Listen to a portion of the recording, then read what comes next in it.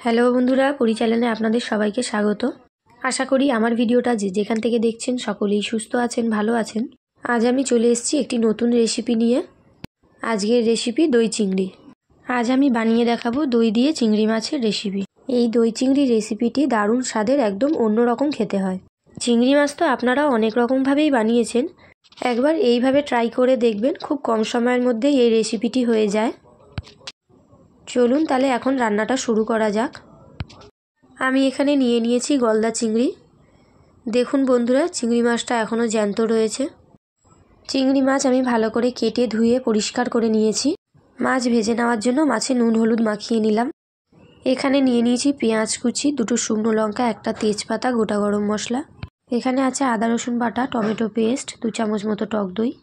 নিয়ে নিয়েছি হলুদ গুঁড়ো, জিরের গুঁড়ো, ধনের গুঁড়ো, লঙ্কার গুঁড়ো আর পরিমাণ মতো নুন।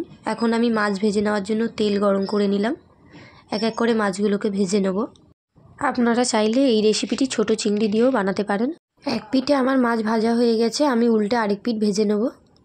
দেখুন বন্ধুরা, আমার মাছ ভাজা হয়ে গেছে। আমি মাছের দাঁড়াগুলোও একটু হালকা করে ভেজে নিলাম।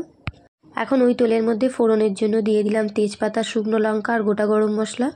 ফোড়নটা একটু ভাজা হয়ে গেলে দিয়ে দেবো কুচানো পেঁয়াজ। পরিমাণ মতো নুন দিয়ে আমি পেঁয়াজটাকে লাল লাল করে ভেজে নেব। দেখুন পেঁয়াজটা আমার ভাজা হয়ে গেছে। এখন আমি দিয়ে দিলাম আদা রসুন বাটা, টমেটো পেস্ট দিয়ে মশলাটাকে আমি একটু হালকা করে কষিয়ে নেব। মশলাটা আমার ততক্ষণ কষাতে হবে যতক্ষণ আদা রসুন আর টমেটোর কাঁচা গন্ধটা না যায়। এবারে আমি গুঁড়ো মশলাগুলো যেগুলো রেডি করে রেখেছিলাম সেগুলো সব অ্যাড করে দিলাম। আবারও সব একসাথে একটু হালকা নাড়াচাড়া করে দিয়ে দিচ্ছি কাশ্মীরি লঙ্কার গুঁড়ো। এখন আমার সব মশলাগুলো কষানো হয়ে গেছে, মশলা থেকে তেলও সাইড হয়ে গেছে। এই পর্যায়ে আমি দিয়ে দিলাম টক দই। টক দইটা ভালো করে ফেটিয়ে নিয়ে দিতে হবে। আবারও সব মশলাগুলো একসাথে একটু নাড়াচাড়া করে দিয়ে দেবো পরিমাণ মতন জল। আমি খুব একটা বেশি জল অ্যাড করিনি, কারণ এই তরকারিটা খুব ঝোল হলে ভালো লাগবে না। ঝোলটা আমার ফুটে গেলে আমি দিয়ে দেবো ভেজে রাখা মাছ।